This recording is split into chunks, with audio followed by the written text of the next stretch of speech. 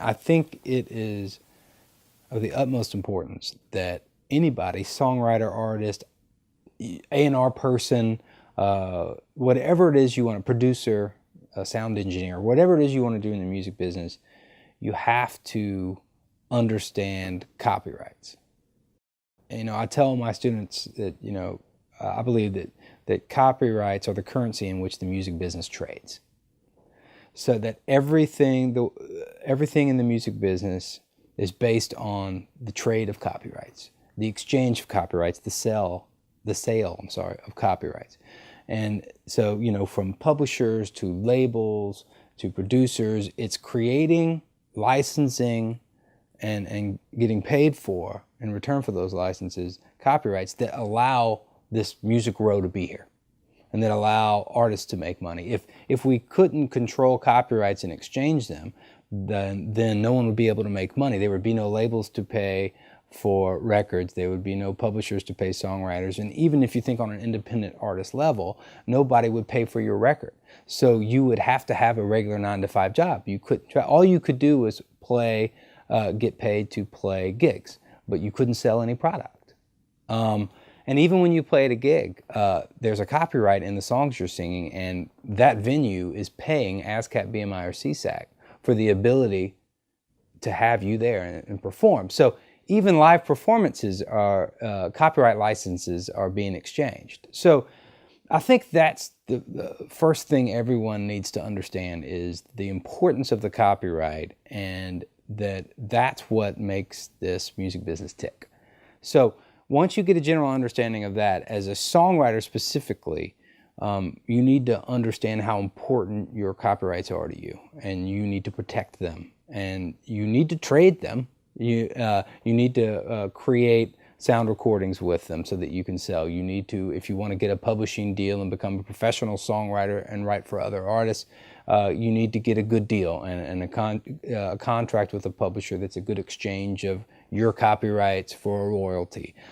So I think you need to understand the value of your songs. And, a quick lesson that I was actually speaking to someone in my office today, a lot of people don't understand that when you're, and I'll use a blank one so that we don't get any artist names, that we don't need a name and likeness issue on this. But on this CD is a song, okay? This is a master. Okay, let's say this came from the label, all right? And this is Joe Blow, hit artist, singing his hit song, I Love You.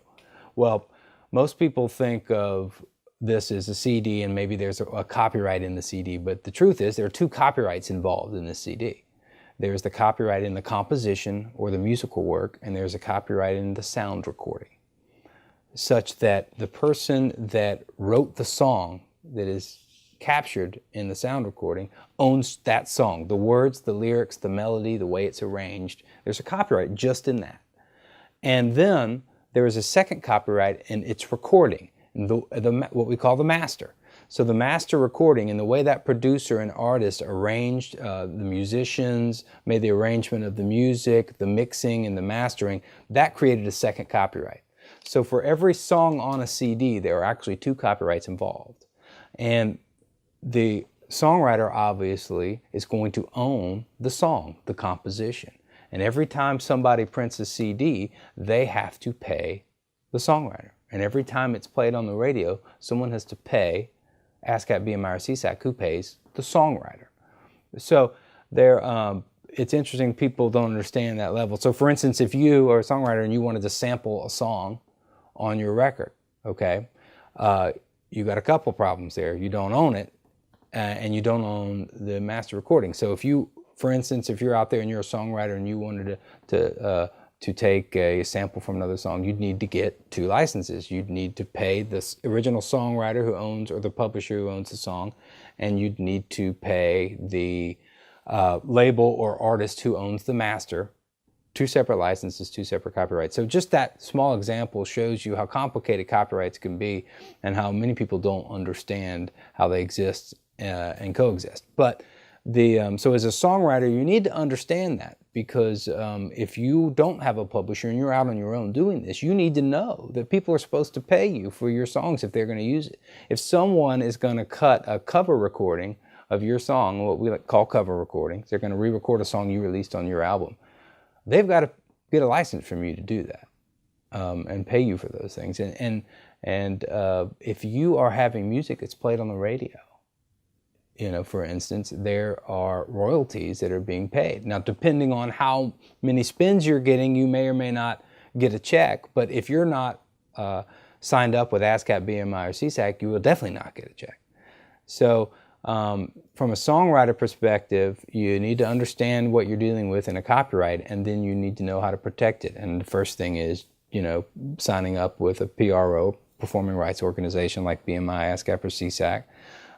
If you're in a situation where you're getting public performances like on the radio.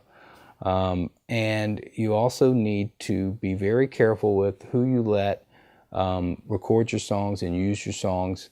You need to make sure if someone wants to use it, I would suggest creating a license and keeping a record of who you're allowing to and what they're going to pay you to do that. Even if you're going to let somebody do it for free, it's always a good idea to keep a record of what you're doing.